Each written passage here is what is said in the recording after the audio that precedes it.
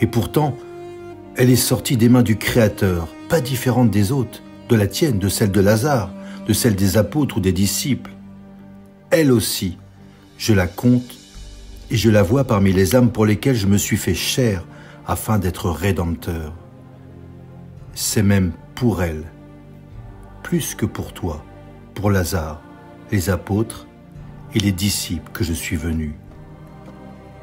Pauvre, chère âme qui souffre de ma Marie empoisonnée par 7 poisons en plus du poison originel et universel, de ma Marie prisonnière.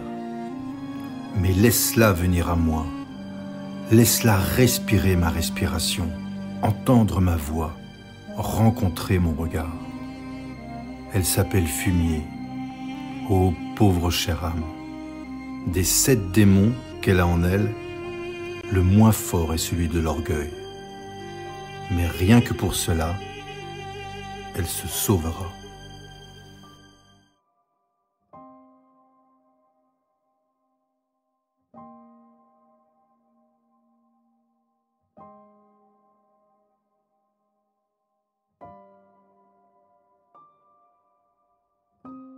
Tu vois, Laurence, depuis le début de notre ascension, au pied de la Sainte-Baume, on a résolu un certain nombre de questions. D'abord, qui était Marie-Madeleine ? Sa famille, son père, Théophile, on a vu qu'il était gouverneur de Syrie.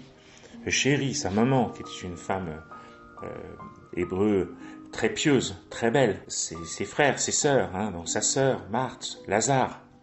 On a vu qu'elle était en fait, avec ses frères et sœurs, à la tête d'un immense héritage, d'une fortune absolument colossale. On a vu aussi que Marie-Madeleine, malgré cette richesse, ne reculait pas quand il s'agissait de vendre ses charmes aux dignitaires. Elle pouvait aller jusqu'à la prostitution. On a résolu des questions qui étaient restées sans réponse depuis 2000 ans.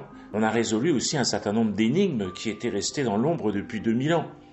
On a vu aussi tout au long de notre ascension les 4 rencontres, plus ou moins fortuites, qui vont mettre en contact Marie-Madeleine avec Jésus. Regardons maintenant comment Maria Valtorta voit cette scène.